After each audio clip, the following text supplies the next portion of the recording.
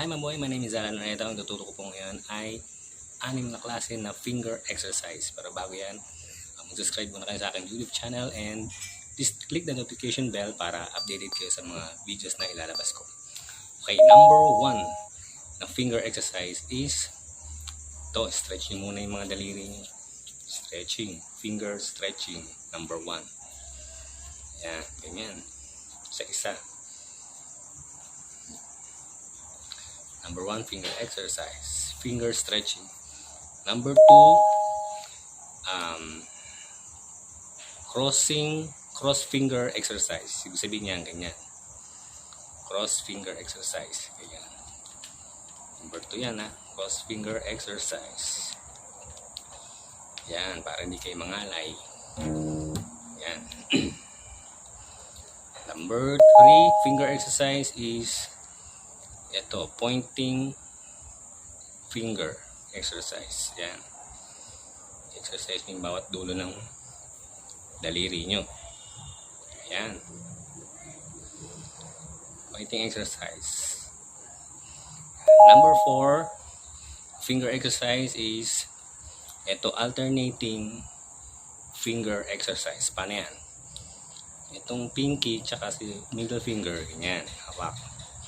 Kasi itong ring finger tsaka yung pointing finger, ganyan lang. Tapos ring finger, pointing finger, yan.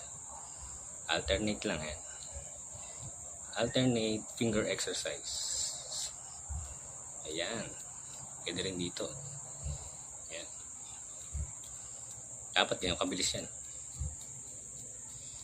Yan. Alternating finger exercise. Tawag dyan. Okay? So, number 5 na exercise is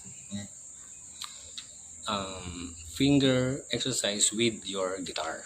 Yan, ganito yan. Yan. Kagayan nyo lang yan. Yan, stretching para hindi lumawak, para lumawak ang inyong mga daliri. Yan, ganyan lang Tapos number 6 na exercise, finger exercise is ito. Yung thumb nyo tsaka yung pointing finger nyo sa kamay, pinutin nyo lang yan. Yan, peg. Yan. Para lumambot, hindi siya manigas. Ganyan, no? Yan, guys. Yan, tamang pagmamahal yan. Stretching yan, tamang pagka